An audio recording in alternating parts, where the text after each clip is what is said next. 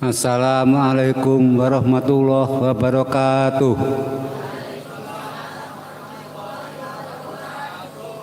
Bismillahirrahmanirrahim. Alhamdulillahillati atana bil wahidiyati rabbi fadlina. Walhamdulillahi sholatu wassalam alaika wal ali ya khairal anam. Rabbun karim wa anta dzu khulqin azim. Fas'alana indal karim. Ya Rabbana fi fadlika wasi' wa yassiri kama ardoka. Ya Rabbana Allahumma sholli salimi ala Muhammadin safi'il umami wal ali wa ja'al anama musri'in bil wahidiyatil rabbil alamin. Wasur wasakhiri jami'a khalqika ala qada khawaiji fi fadlika amma ba'du. Nyuwun sewu dumateng zaman Rama Kyai Haji Abdul Majid Ma'ruf Qaddasa Wardu'an wal Mukarramah Ibunya Sofiah Majid Ummul Wahidin radhiyallahu anha yang kawula hormati lan kawula taati. Dumateng Abah Yai Anwar Soleh ingkang kawula hormati, dumateng Abah Kyai Masuri ingkang kawula hormati, dumateng Abah Kyai Ridwan selaku Sohil Bed dan Ibunya Ridwan ingkang kawula hormati.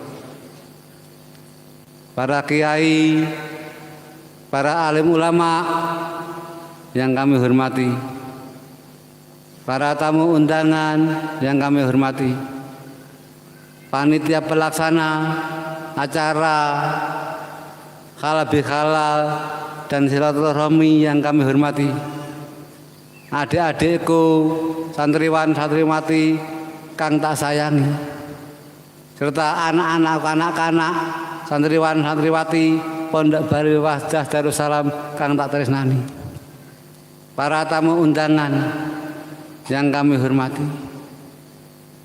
Pertama-tama saya Al-Fakir yang hina,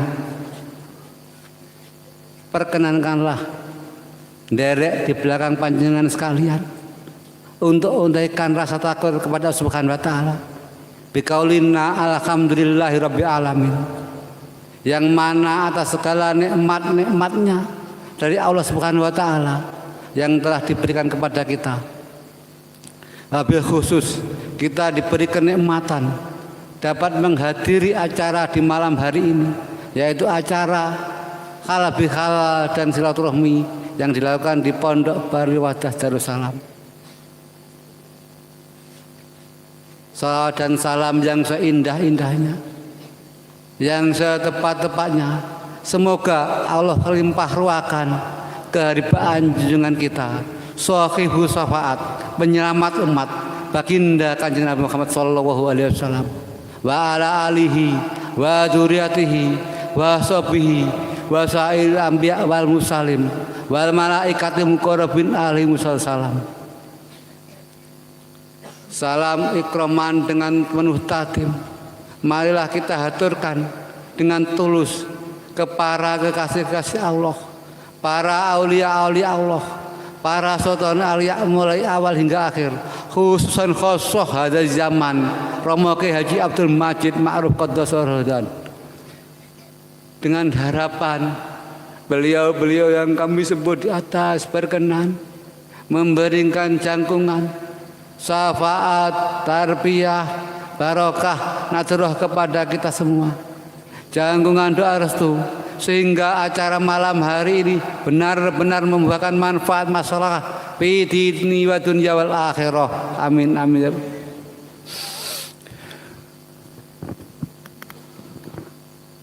Hadirin yang kami hormati, sebenarnya saya bingung apa yang saya utarakan. Saya bingung apa yang saya aturkan, karena saya merasa tersanjung, merasa bahagia atas penghormatan dari Sohibul Hajah, dari santriwan santriwati yang mana menganggap seorang fakir ini, seorang al-fakir ini sebagai orang yang mampu. Tapi sebenarnya saya adalah orang yang hina, al-fakir yang tidak mampu apa-apa. Kebetulan saya telah lahir dari darah daging beliau, Masyaallah. Untuk itu, mengenai soal-soal tentang apa-apa yang akan saya sampaikan, sekiranya tidak berkenan mulai awal hingga akhir, saya mohon maaf yang sebesar-besarnya.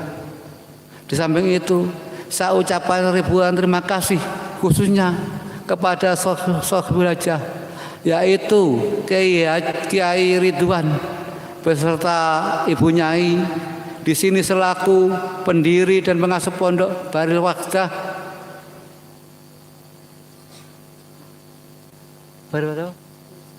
Darussalam.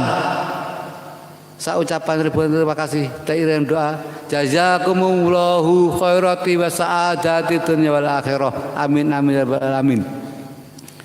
Tadi sudah disinggung oleh Bapak Kiai Ridwan bahwa amal wakidiyah amalan yang paling mudah, yang paling gampang untuk menuju usul kepada Subhanahu wa taala. Baiklah, marilah kita buktikan apakah itu benar atau tidak. Amal wakidiyah sebagai amalan yang paling indah, yang paling dasar untuk menuju kepada Allah yang paling cepat. Untuk membuktikan benar atau tidak, marilah kita lihat dulu apa yang dimaksud salat wakidiyah. Nama itu dari mana dan amal wakidiyah diambil dari mana? Kita merujuk kepada beliau sang mu'alif mengenai sejarah terciptanya sholat wakidiyah. Sekitar tahun 1961 itu beliau mimpi ketemu Kanjeng Nabi Shallallahu Alaihi Wasallam. Kemudian beliau disuruh membenahi umat. Saat itu umat masyarakat sedang mengalami dekadensi moral, kebejatan, dan pada waktu itu kalau nggak salah dikatakan jahiliyah modern. Jahiliyah modern, jahiliyah yang sudah modern, sesuai dengan perkembangan ilmu pengetahuan. Beliau tidak sanggup karena beliau merasa tidak mampu. Beberapa bulan kemudian ditemui lagi secara gaib oleh Kanjeng Nabi Muhammad SAW. Beliau tetap disuruh membenahi umat, membenahi moral, membenahi keimanan manusia yang kala itu sedang bejat, dosa keimanannya. Di akhir cerita, di awal tahun 63 beliau ditemui lagi. Ini agak dipaksa dan diancam. Kalau tidak mau membenahi umat, membenahi moral, membenahi keimanan manusia, beliau disuruh menanggung dosa-dosa semua umat yang bejat itu. Seketika itu beliau demam, saking takutnya. Beliau bingung apa yang harus beliau lakukan.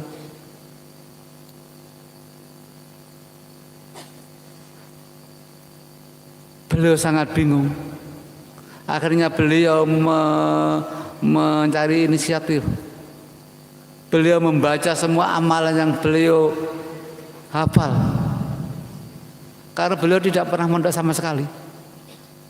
Beliau mondok di Mojosari, pulang, disuruh pulang sama kiainya. Mondok dan disuruh pulang. Akhirnya yang terakhir di Mojosari Nganjuk, beliau itu disuruh kiainya pulang. Gus, saya ini jenengan ngaji dengan abai kiambak. Beliau terkenal tidak pernah mondok. Akhirnya beliau diasuh oleh ayahnya sendiri, yaitu Kiai Haji Ma'ruf. Kiai Haji Ma'ruf itu termasuk perancang dan pengarang tahlil NU dari Kedunglu. Walhasil beliau setiap malam pakai sepeda pancal, naik sepeda pancal, sepeda ontel. Tangan yang kanan dimasukkan ke saku sambil membawa tasbih. Tangan yang di kiri memegang setir. Terus muter ke diri sampai pagi itu entah beberapa lama nggak tahu.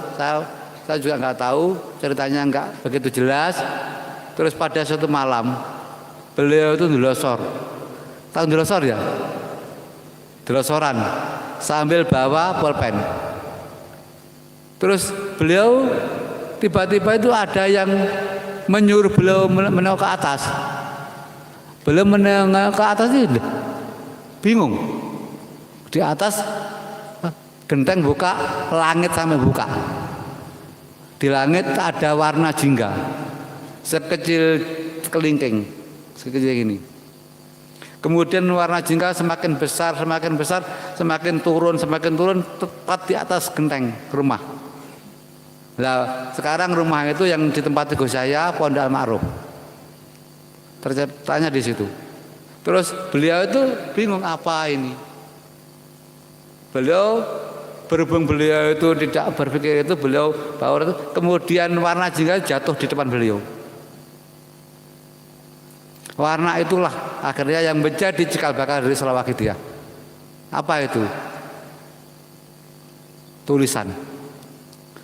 Tulisan itu terdapat di antara lembar Sholawakidiyah doa yang kedua. Di tengahnya. Yang bunyinya nas'aluka Allah wa bihi antuhrikona fil lujati bahril wahdah. Itu. Jadi insya Allah Sholawakidiyah itu soal yang hak. Sebelum saya menerangkan lebih lanjut, baiklah, akan saya terangkan dulu apa yang dimakna, kenapa Wakidiyah namanya, kenapa sholawat kok enggak doa. Saya terangkan satu persatu biar semuanya tahu, biar lebih paham, biar lebih yakin untuk bermujahadah. Sebab keyakinan itu sangat diperlukan, kata Allah. Ana dzoni abdibi. Daul Allah dalam hadis kursi. Insun mitur panjangkon hambaku. Panjangkon adus keyakinan. Kalau kita meyakini sesuatu baik, yang akan saya berikan baik, kata Allah. Kalau hambaku meyakini sesuatu yang jelek, yang akan saya berikan jadikan. Nah, saya akan menerangkan, memberitahu kenapa kok sholawat dan kenapa kok Wakidiyah, dan apa itu yang disebut ilmu Wakidiyah. Insya Allah nanti kalau kalian semua santri-santri Bali Wadah itu paham, saya doakan mudah-mudahan menjadi ridha subhanahu wa ta'ala, menjadi anak yang soleh-solehah, anak yang bisa menghantar orang tua bahagia dunia dan akhirat, dan anak yang bisa menjadi pejuang-pejuang golongan orang yang bertakwa kepada subhanahu wa ta'ala. Pertama saya akan menerangkan tentang Wakidiyah. Beliau menamakan Wakidiyah itu bertujuan sesuai dengan apa yang didapat saat beliau mimpi gaib bertemu dengan Rasulullah SAW. Nah, beliau itu ditugasi untuk membenahi umat. Dan saat itu umat masyarakat sedang rusak. Nah, beliau ditugasi untuk membenahi umat, untuk mengajak umat masyarakat kembali kepada Allah Subhanahu wa ta'ala. Sehubungan beliau ditugasi untuk membenahi umat,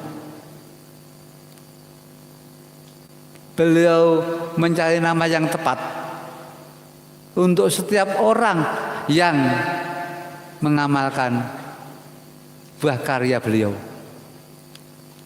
Berhubung beliau itu Allah Subhanahu wa ta'ala untuk membenahi umat, mengajak usaha kepada Allah, sehingga beliau menamakan Wakidiyah sesuai dengan tugas beliau, sesuai dengan langkah-langkah beliau. Wakidiyah itu berasal dari bahasa Arab, wakid artinya satu.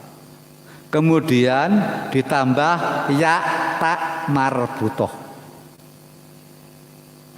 Kemudian berbunyi kalimat wahidiyah yang artinya golongan orang yang mentauhidkan Allah Subhanahu wa taala. Itu di wahidiyah itu. Jadi wahidiyah itu golongan orang yang mentauhidkan Allah Subhanahu wa taala. Pengal wahidiyah itu. Sholawat. Kenapa kok sholawat? Kok enggak doa? Itu juga saking welas asihnya beliau kepada kita. Sebenarnya tugas beliau untuk membenahi umat. Sholawat. Kenapa kok tidak doa? Beliau menyadari doa itu pasti ada hijabnya. Hurufnya keliru. Alif lam mim. Kalau keliru itu justru dosa. Sedangkan yang ditangani beliau adalah orang-orang khususnya seperti yang didakwakan Yai Ridwan tadi, rusak, musyrik. Kalau orang rusak itu sulit lidahnya mengucapkan doa yang benar.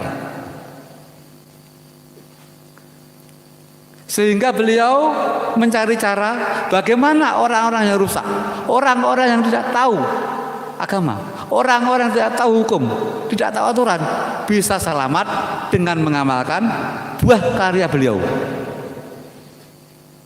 Sehingga beliau menamakan sholawat atau digolongkan sholawat. Sholawat itu doa tanpa hijab. Sholawat berasal dari sholatan, sholat, yang artinya doa. Kemudian dijamakkan menjadi sholawat. Sholat dijamakkan menjadi sholawat, yang artinya beberapa doa. Terus kalau digabung sholawat dan wahidiyah menjadi sholawat wahidiyah, yang artinya doa tanpa hijab dari golongan orang yang mentauhidkan Allah Subhanahu wa taala. Tuh, insya Allah kalau kita memahami ini, insya Allah kita akan lebih mudah dan lebih berani mengamalkan sholat wahidiyah.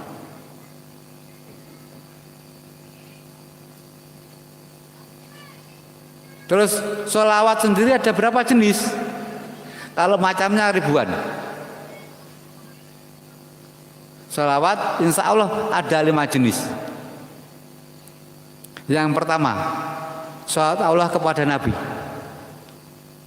yang berarti pemberian rahmat takdim atau pemberian kasih sayang dan kehormatan, kemuliaan dari Allah Subhanahu wa taala kepada Nabi sallallahu alaihi wasallam.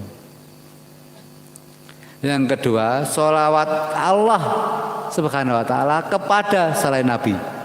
Di sini dirujukkan kepada manusia dan jin yang beriman.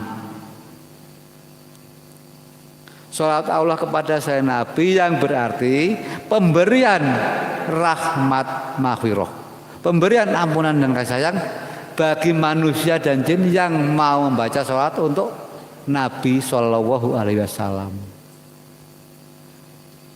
Terus yang ketiga, sholawat malaikat kepada Nabi. Di sini diartikan permohonan kemuliaan dan kasih sayang atau rahmat adim dari Allah Subhanahu wa taala kepada Nabi. Yang keempat, sholat malaikat kepada selain Nabi, ya, yang berarti permohonan maghfirah, ampunan dan rahmat kasih sayang dari malaikat kepada Allah untuk manusia dan jin yang beriman yang mau membaca sholawat untuk Nabi. Yang kelima itu sholawat kita, jin dan manusia yang beriman, yang berarti permohonan kasih sayang, permohonan keselamatan, permohonan kemuliaan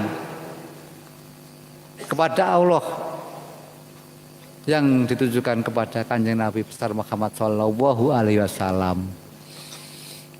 Jadi sudah jelas. Lah kok Allah bersalawat?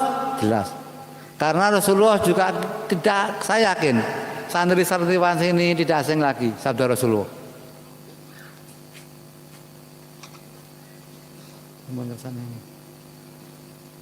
Matur suwun nggih.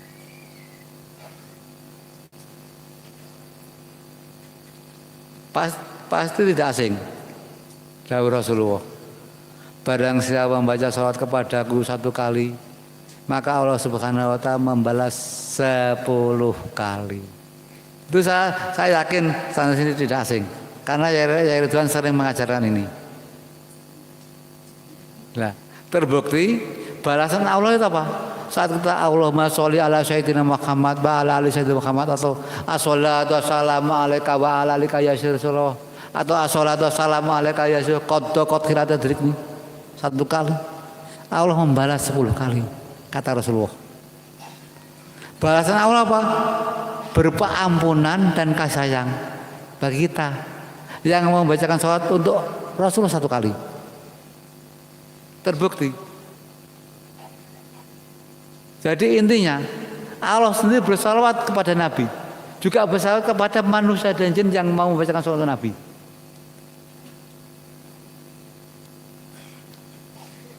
Oleh karenalah beliau Mbah Yai Mu'awiyah Sawakidiyah hada zaman memberi kemudahan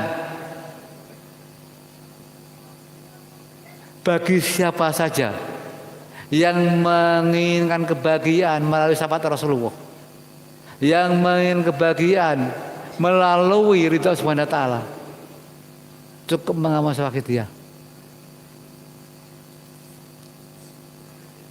Di samping itu, beliau juga masih, itu sebenarnya sudah mudah. Beliau memberi kemudahan yang lebih. Apa itu? Di dalam perjuangan Sawakidiyah tidak ada istilah guru dan murid. Itu karena apa? Saking welas aslinya beliau. Coba kalau di dalam perjuangan Sawakidiyah ada istilah guru dan murid, berat. Adik-adikku, berat. Karena apa? Syarat sahnya jadi murid, apapun yang diminta guru harus dikasihkan. Murid harus bagian mayat hidup. Syarat sahnya jadi murid. Dan beliau kok jadi guru, jadi murid pun saya tidak sanggup. Karena guru harus mengantarkan seorang kepada Subhanahu wa taala dan tanggung jawab dunia akhirat.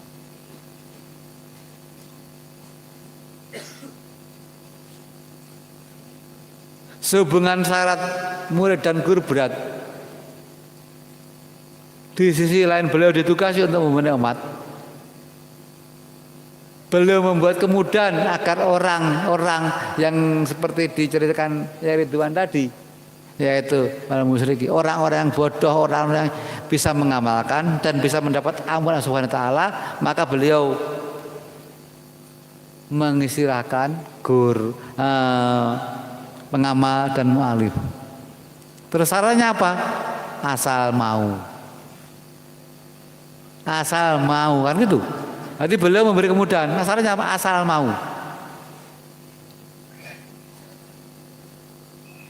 Dengan adanya asal mau, insya Allah kita mau saja.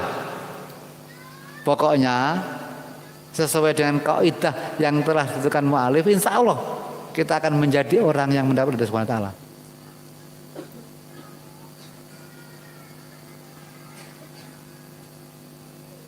Bahkan tidak diminta syarat apa, asal mau. Mau apa? Mau menjadi wakil-wakil beliau dalam hal membenahi umat. Al-wakilu mu'as wakil. Yang mewakili harus sesuai dengan yang diwakili. Di antaranya syarat itu apa? Setiap pengamal harus menjadi pejuang. Ya. Setiap pejuang harus menjadi penyiar. Di situ. Karena apa? seorang pengamal itu harus membenahi. Beliau itu justru apa ya? Justru membuat syarat dan aturan itu untuk diri kita sebagai pengamal.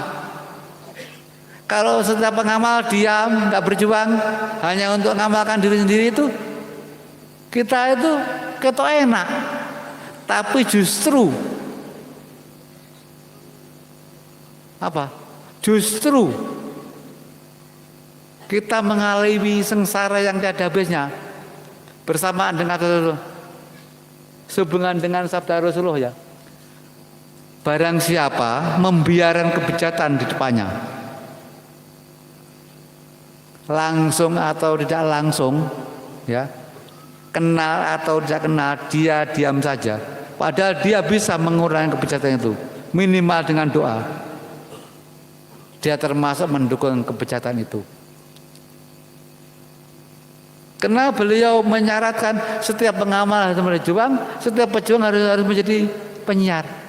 Hanya untuk menjauhkan kita daripada golongan yang dimaksud Rasulullah SAW tadi.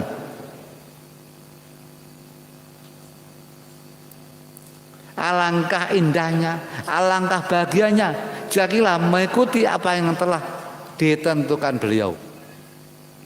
Itu yang pertama. Yang kedua, beliau tidak mewajibkan setiap pengamal menjadi anggota organisasi. Tidak mewajibkan itu. Atau dalam suatu wadah. Yang jelas sehubungan dengan dahulu beliau. Waktu itu kubro wadah, kubro terakhir sebelum beliau kondur secara lahiriah. Di dalam kubro wadah beliau dawuh, nyuwun sewu sawakidah kula ijazahkan dumateng panjenengan sekalian. Ya. Panjenengan sekalian boleh mengijazahkan kepada orang lain mutlak tanpa izin siapapun. Seandainya panjenengan sekalian nemuaken lembaran wakidah dumateng tong sampah, panjenengan amalaken sah-sah mawon tanpa izin siapapun.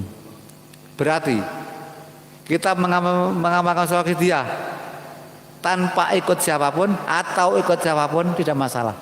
Tapi dengan syarat jangan bertentangan dengan koridor yang telah ditentukan sang mu'alif. Berat. Ya. Kalau kita bertentangan dengan apa yang ditentukan sang mu'alif, berat. Karena apa? Karena bimbingan rohani beliau. Jadi bimbingan rohani beliau itu tergantung kecil besarnya makabah kita terhadap beliau. Otomatis orang bermakabah, orang bercinta, menyintai beliau tidak mungkin melawan kaidah beliau.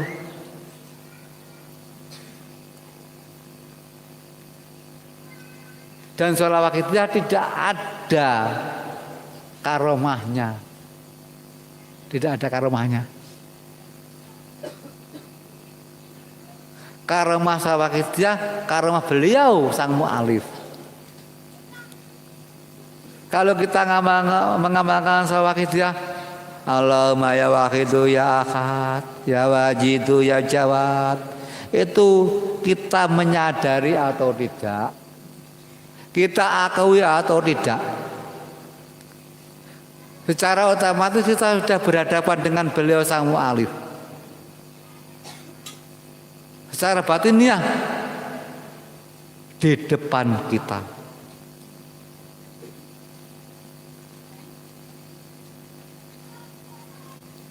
Terus kalau kita Allahumma ya wahidu ya ahad, ya wajidu ya jawad, sholli wa sallim wa barik ala sayyidina Muhammad wa ala ali sayyidina Muhammad wa kuilam khatin wa nafasim biadati ma'lumatillahi wa fuyudatihi wa amdati. Kita baca itu, otomatis beliau sudah ada di depan kita tanpa kita sadari.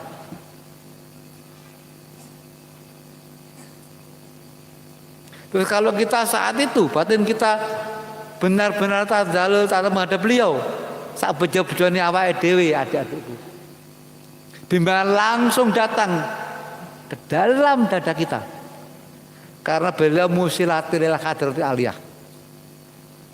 Beliau musilatin lil hadratil aliyah. Apa itu? Beliau mampu menghantarkan kita dengan sinar rohnya kepada Allah Subhanahu wa taala. Musilatin lil hadratil aliyah, yaitu radiasi batiniyah sinar roh yang menghantarkan kita menghadap maluhur Tuhan kita. Nah itu. Tapi kalau kita maaf, sekali lagi saya maaf, tidak ada maksud untuk mengatakan menjelekkan orang lain. Sekali lagi saya mohon maaf, saya al-fakir.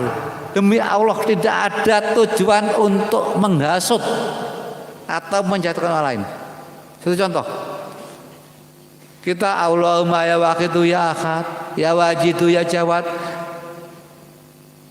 Bayi ada di depan kita. Terus hati kita kepadanya lain. Maka apa yang kita baca tidak ada manfaatnya.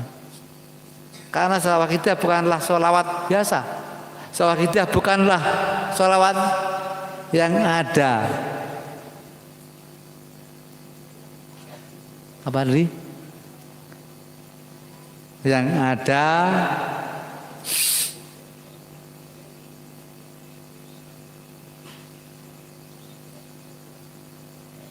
ya bro, sholawat kita itu sholawat yang berjalan di atas nurul beliau. Itu. Jadi intinya semua tentang sholawat kita ada di manfaatnya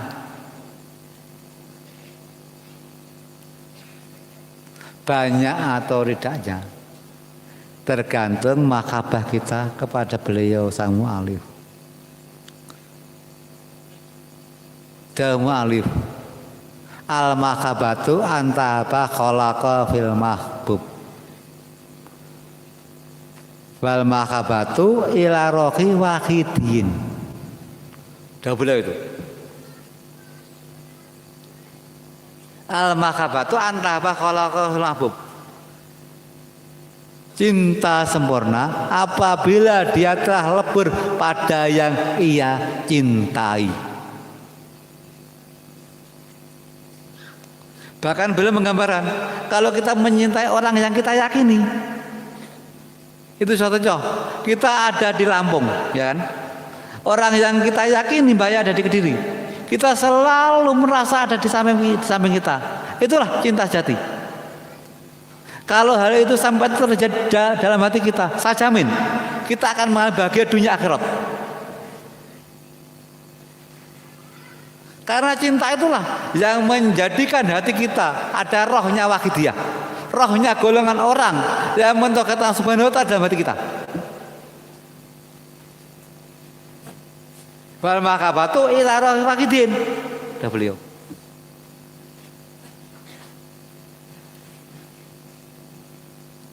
Itu masih amalan. Terus belum ilmu wahidiyah. Nah, sekarang masalah sholawat wahidiyah itu, ya kan? Sholawat wahidiyah. Terus kenapa kok dikatakan sholawat ma'rifat? Nah, di situ. Ini tadi masih sholawat wahidiyah secara umum. Sedangkan sholawat wahidiyah juga dinamakan sholawat ma'rifat. Sehubungan dengan sholawat wahidiyah juga disebut sholawat ma'rifat. Beliau Mbah pernah mendahulukan semenjak bumi diciptakan sampai sekarang tidak ada ilmu yang seperti ilmu wahidiyah. Apa itu? Ilmu wahidiyah itu yaitu lillah, billah, lirasul, birasul, lilghos, yukti dan seterusnya. Kenapa kita sepele? Padahal itu semenjak bumi diciptakan sampai sekarang Belum ada ilmu seperti itu. Bahkan semenjak Islam lahir, semenjak Quran diberikan oleh Allah Subhanahu kepada Kanjeng Nabi Muhammad SAW, tidak ada kuncinya.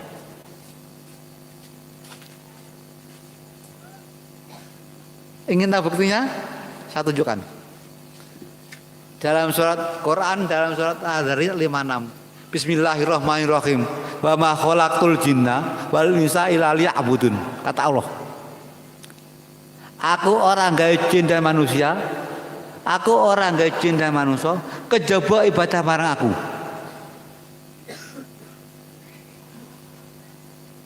Sekarang kejaba itu apa? Kejaba itu apa? Kecuali kan? Kecuali itu sebenarnya persamaannya dalam setiap detik, dalam setiap berkedipnya mata kita, dalam setiap naik turunnya nafas kita, sebanyak bilangannya Allah ketahui. Kita harus ibadah kepada Allah.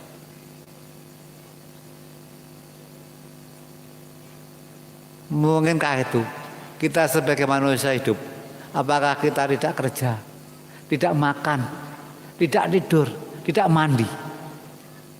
Tidak mungkin. Manusia tidak mungkin melakukan itu tanpa ada kuncinya.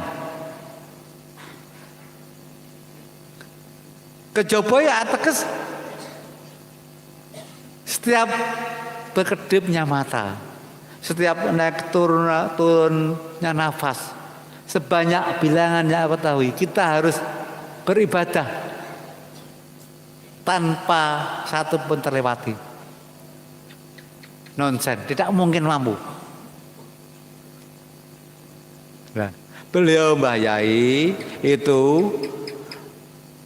Fatihi lima uliko, pembuka yang terkunci.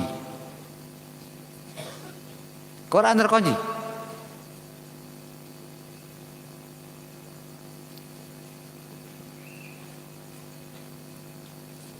Beliau menciptakan kuncinya.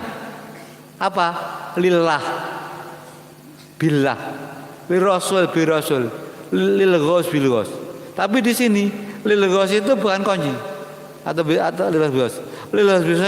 Lilghos itu kita mengikuti, meyakini Mbah Yai, mengikuti keinginan Mbah Yai. Bilghos jasa Allah.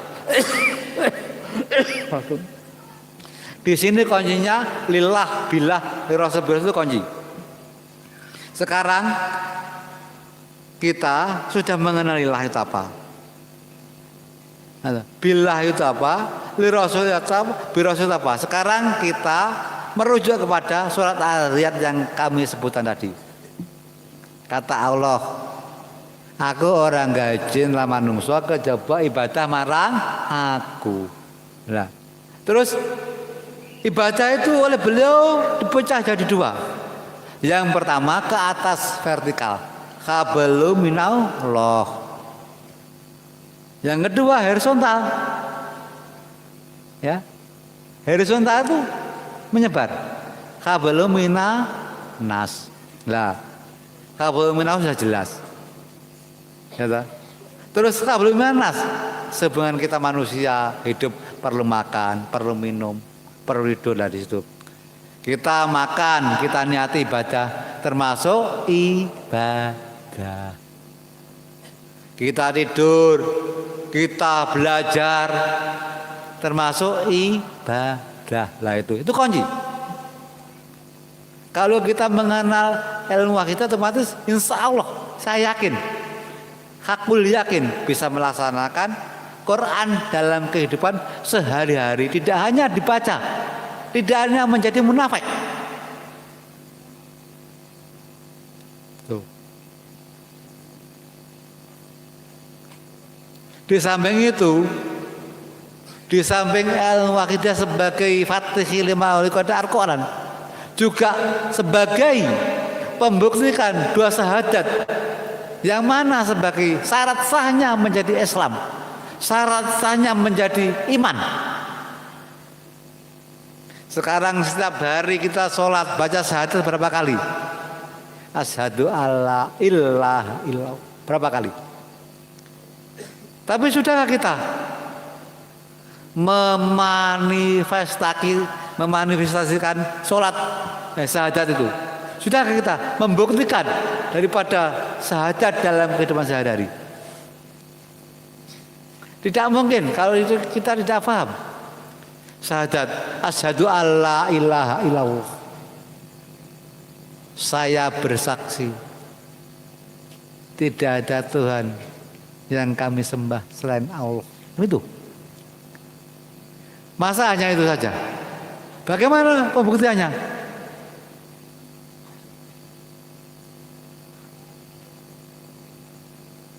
Kalau kita sudah mengenalilah billah dalam segala gerak-gerik kita, yang baik saja kita ini ibadah, baik hablum minallah maupun hablum minannas, itu sudah pasti pengeterapan daripada itu. Dan billah dalam setiap gerak-gerik kita, baik itu yang ibadah, lebih-lebih yang maksiat, kita menyadari yang menggerakkan, menciptakan, menghendaki Allah.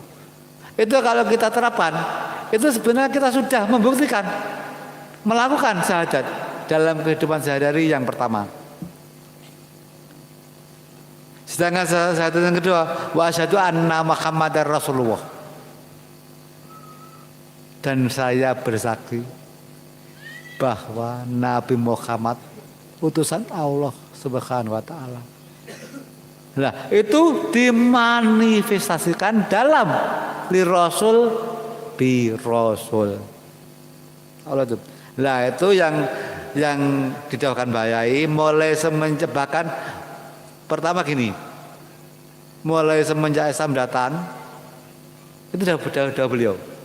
Redaksinya kalau enggak keliru beliau dawuh hadin hadirat mulai Islam teng donya, bahkan semenjak donya diciptakan buatan ilmu kados wakidiyah. Nggih niku terus sini.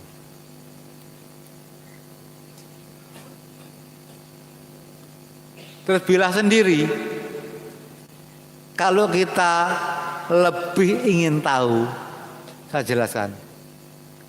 Bilah itu secara redaksi, bilah kan ajaran lillah billah, lirasul birasul, lilqas bilqas. Nah itu di dalam redaksi. Tapi beliau mempunyai metode yang paling mudah untuk pengeterapan ajaran wakidiyah. Gimana? Paling mudah.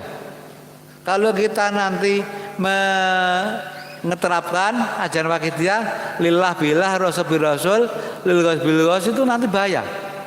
Justru bisa lillah billah lirasul birasul binafsi.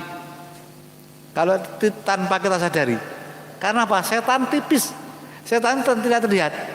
Godaan iblis tidak tipis. Bahkan terkadang di dekat kita, teman kita juga setan. Kita kenal. Kenapa saya mengatakan demikian? Minal jinnati wan nas. Setan terdiri dari manusia dan jin. Gitu kan? Kalau kita mengeterapkan sesuai dengan petunjuk beliau, insya Allah, saya yakin apa yang dicita-citakan Kiai Ridwan akan terlaksana. Menjadi santriwan-santriwati yang soleh-solehah, yang bisa membahagiakan orang tuanya dunia akhirat, khususnya ibu mereka yang melahirkan, dan menjadi tulang punggung di masa perjuangan akan datang. Karena apa? Anak-anakku, adik-adik remaja adalah tulang punggung pengganti perjuangan yang akan datang. Remaja saat ini adalah pengganti bapak-bapak di masa akan datang. Pengganti bapak-bapak di masa akan datang. Kalau remajanya seperti apa yang dikehendaki Allah, insya Allah nanti perjuangan akan datang, akan tiba masa keemasannya dalam golongan mengesahkan Allah Ta'ala. Itu. Terus petunjuk beliau dalam hal pengeterapan dijadikan satu, niat. Niat pasti ada aku, ensun. Niat, kue niat. Nah, ini ensun. Jadi kalau niat ada ensun aku. Tapi kalau nggak ada ensun, siapa yang niat kan gitu? Nah, lillah. Niat ensun, ya ilah toh. Niat ensun. Ini tidak terpancang atau ranah qablun minallah, ranah qablun minanas, tidak ada bedanya. Insun salat, insun mam dari perintah Subhanahu wa taala. Insun salat, insun mam dari sunnah Rasulullah. Insun salat, insun mam dari bimbingan Rasul zaman. Itu lebih mudah caranya. Itu petunjuk yang diberikan beliau kepada, insya Allah ada itu aja, nggak berusaha sebutan siapa seperti itu. Kemudian dasar itu menyadari. Setelah insun kemudian bil dasar, artinya jasa. Setelah insun sholat, insun mam, insun turu, insun rabi, sing pengen rabi, insun pengen belajar, insun sembarang pokoknya insun lah. Dari perintah sunnah Rasulullah, dari zaman lagi bil jasa. Insun mam dari perintah sunnah, insun mam dari sunnah Rasulullah, insun mam dari bimbingan zaman mergo jasa Rasulullah. Setelah lillah, lil Rasul, lil Ghos, kemudian bil Rasul. Ya. Insun mam dari Subhanahu wa taala, insun mam dari sunnah Rasulullah, insun mam dari bimbingan zaman, lan insun ison niatnya mergo jasanya Rasulullah. Meduk ning gone Ghos, jasanya zaman. Baru dadi blek dadi billah. Kabeh ngene iki sing gawe sing gerane sing mengendek Allah. Itu akhirnya nanti jadi, nanti kalau sudah dirangkai lillah billah, lil rasul bil rasul billah, lil ghos bil ghos billah. Jadi adanya kita bisa lil rasul bil rasul yang menjadikan bisa siapa? Kan Allah, ya kan? Berarti lil rasul bil rasul billah. Kita bisa lil rasul, bisa bil rasul karena yang menciptakan menggerakkan Allah sudah itu. Bisa lil rasul lil ghos juga billah. Karena yang ada la haula wala quwata illa billah. Tidak ada la haula wala quwata illa bil ghos, ya kan? Juga tidak ada la haula wala quwata lil rasul. Itu yang sebenarnya jadi. Makanya beliau di samping disebut Fatihil wal khotimi lima sabako, yang artinya penutup para sultan alia yang terdahulu. Terbukti dengan wiritannya. Wali jami mana lebih hadis sholawat kita wa man ana alaiya ila yaumil qiyamah.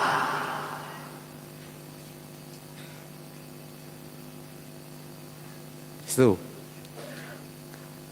Terus sekarang pertanyaannya, siapa beliau? Kok begitu istimewa? Pertanyaan pada pertanyaan lagi. Ini semua masalah babakan wakidiyah, babakan wakidiyah sudah sampaikan. Sekarang pertanyaan, siapakah beliau? Kok begitu istimewa? Kok begitu ini, kok begitu ini? Kok begitu Rasul pun sangat gati dan sayang? Kok termasuk penutup?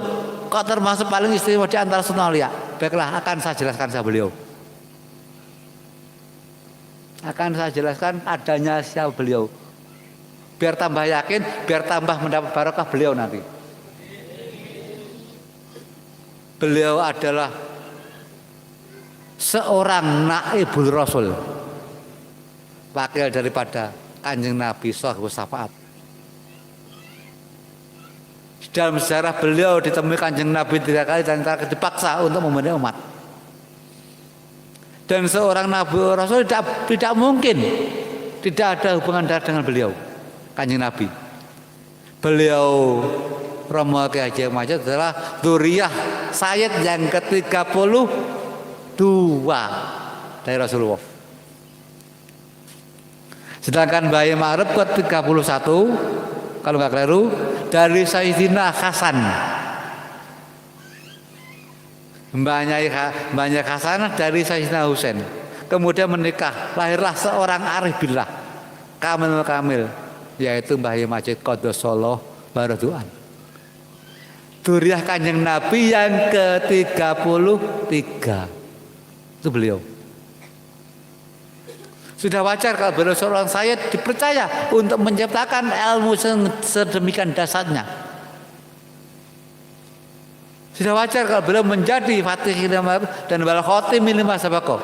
Tidak hanya itu, beliau nasir haqqi bil haqqi, yang artinya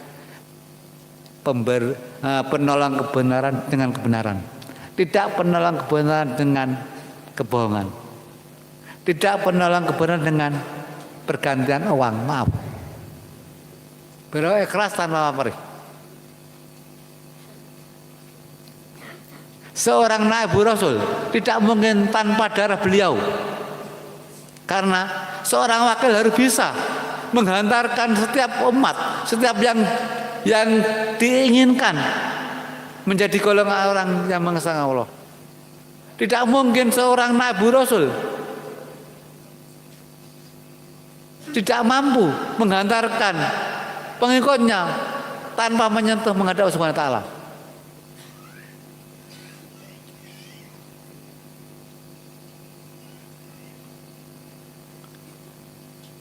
Terjadi pertemuan titik antara Sayyidina Husain dan Sayyidina Hasan, terciptalah beliau. Dan dari titik itulah ketemu qalbu Rasul. Hati Rasulullah ditancapkan di dua titik itu. Karena Sayyidina Hasan dan Sayyidina Husain adalah cucu kesayangan Rasulullah, sehingga tertancaplah qalbu Rasul di hati beliau. Dengan kalbu Rasulnya, beliau mampu menggetarkan hatinya ke seluruh penjuru dunia untuk membina, membimbing, mengarahkan pengawas wakidiyah kepada Allah Subhanahu wa taala dalam rangka mencapai kebahagiaan dunia wal akhirah.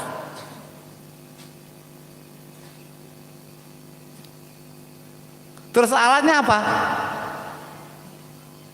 Alatnya sholat wakidiyah dan ajarannya. Terus bagaimana kronologi ya? Kok bisa sholat wakidiyah dan ajarannya menjadi tangan beliau, menjadi alat beliau? Lah, bisa.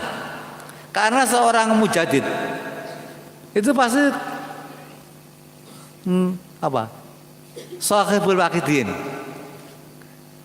Beliau seorang Shahibul Waqidin, pernah alim sholat wakidiyah. Dan seorang mujahid pasti Shahibul Nadroh di sini. Dengan nadroh beliau sebagai mujahid, sebagai Shahibul Waqidin, menghantar kita soal menghadap Mahlul Mantulah, yakin bisa, saya mampu. Beliau yakin. Nah itu beliau orang yang istimewa. Di samping beliau adalah darah Kanjeng Nabi. Beliau juga termasuk dzurriyyah batiniah Kanjeng Nabi. Dengan arjana kubur Rasul tanam jadanya.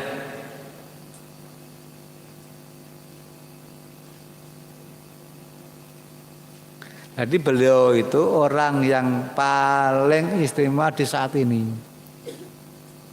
Nah terus sekarang untuk kita biar menjadi pengamal yang hakiki, pengamal yang dia ke Allah Subhanahu wa taala, pengamal yang bisa menjadikan orang tua kita bahagia dunia akhirat, pengamal yang bisa menjadikan masyarakat di sekitar kita menjadi masyarakat yang tansah mengabdikan Allah Subhanahu wa taala, itu syaratnya harus mengikuti kaidah yang ditentukan beliau. Bahaya kalau kita tidak mengikuti kaidah yang ditentukan berbahaya. Dianggap kita berpaling dengan seorang arif billah kamil mukamil. Seorang kamil sempurna mukamil bisa menyempurnakan orang lain. Beliau punya sifat jalaf dan salaf, bisa menyambut dan memberikan iman seseorang seizin Allah, bismillah dan ridho Allah. Di situ. Makanya beliau menuntun suatu bacaan sholawat. Mungkin di sini di dalam lembar wakidah 1, 2, 3, 4, 5. Ya yul Ghos. Ya yul Ghos salamullah alaika rabbini binillah wandur ilayya sayyidi binadirah musilatin nil hadrati aliyah. Nah, itu permohonan kita sebenarnya. Ya ayyuhal Ghos salamullah, ya Ghos, kami sampaikan salam Allah ke pangkuanmu. Alaika rabbini binillah. Didik dan bimbinglah diri kami dengan ridha Allah Subhanahu wa taala. Wangdur ilayya sayyidi binadirah.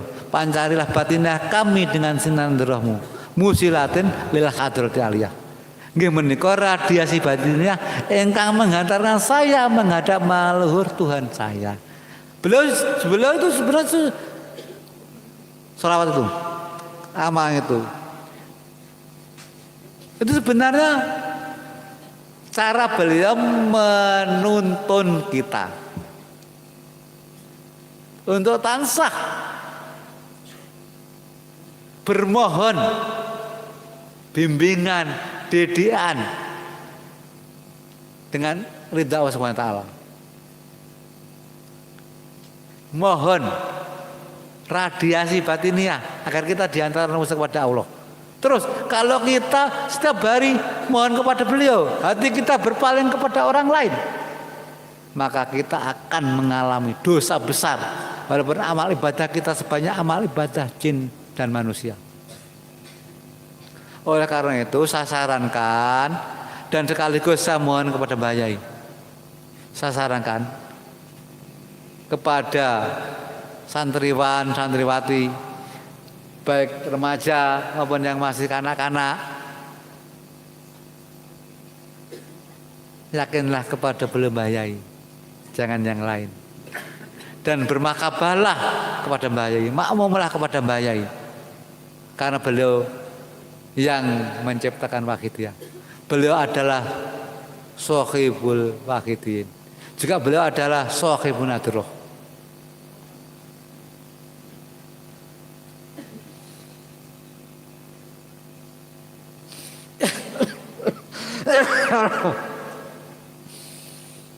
Hadirin-hadirin yang kami hormati,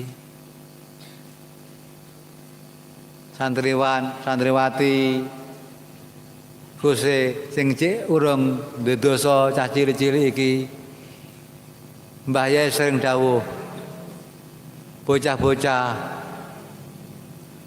sing urung balik sering-sering ndongakne wong tuamu. Mereka dongamu dirungokne Allah Subhanahu wa taala. Ndonga nek nggone wong nggone Allah. Lek iso meneng-meneng ya ndonga, aja enek waktu luang. Kaya sing didhawuhne Yai Ridwan mau. Lek iso aja enek waktu luang. Setiap waktu digunakan untuk memohon kepada Subhanahu wa taala, khususnya memohon untuk diri kita, untuk orang tua kita. Biar mereka diberi kebahagiaan di akhirat. Khususnya bocah-bocah sing urung balik.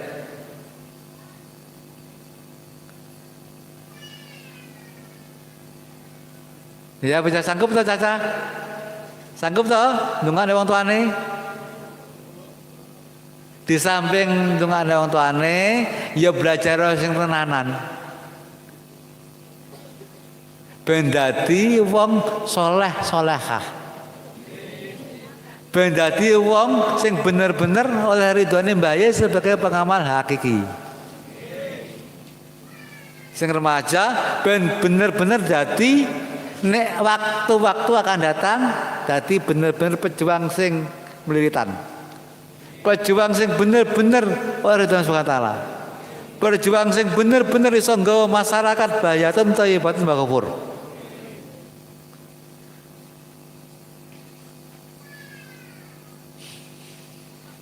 Alhamdulillah.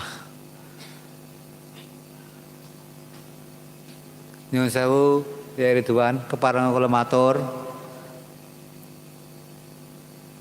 Dumateng ya Ridwan yang kawula hormati. Kula matur niki saking rasa, saking ati kula secara sadar. Yang pertama, kula aturaken matur suwun sanget. Kula sak rencang sampun diterami dumateng mriki. Dihormati kanthi luar biasa. Kula aturaken jazakumullahu khairati wa sa'adati dunya wal akhirah. Mugi-mugi penghormatan Kyai Ridwan sing demikian agenge, kehormatan Kyai Ridwan dumateng kula sak rencang ingkang kados ngeten niki. Kula sedherepipun boten pantes nemoni kula al-fakir senajan kula boten mbayai. Al-fakir yang hina, al-fakir penuh kebodohan. Pramila semina malih kula aturaken matur suwun sanget. Kula maki rencang-rencang kusipun keluarga kedunglu semina malih. Jazakumullahu khairati wa sa'adatin wal akhirah. Di samping niku kula doaken, kula suwun mbayai. Mugi-mugi pondok mriki dados pondok ingkang paling istimewa dumateng tanah Lampung. Mugi-mugi santriwati pondok mriki dados perintis Imam Mahdi. Ingkang benjing beta bendera hitam kebenaran sang arah timur. Ingkang badhe diserahkan dumateng Bani Tamim sebagai pengikut Imam Mahdi. Amin. Lan kula sak rencang al-fakir mesti wonten salah ingkang kathah. Amargi kula mboten ngerti unggah-ungguh, kula bodoh dan sebagainya, kula sak rencang nyuwun. Pinten-pinten kalapaten punten selama datang mriki. Nggih monggo yang terakhir sami-sami mujahadah nyuwun dengan Allah Subhanahu wa taala, nyuwun dengan kanjeng Nabi, kanjeng Bayai kanthi perasaan tadallu merendah diri ingkang paling penting berlumuran dosa. Monggo kita niat mujahadah, kita niati nderek perintah Allah Subhanahu wa taala, nderek sunah Rasulullah, nderek bimbinganipun hadza zaman Mbah Yai Maji Qaddas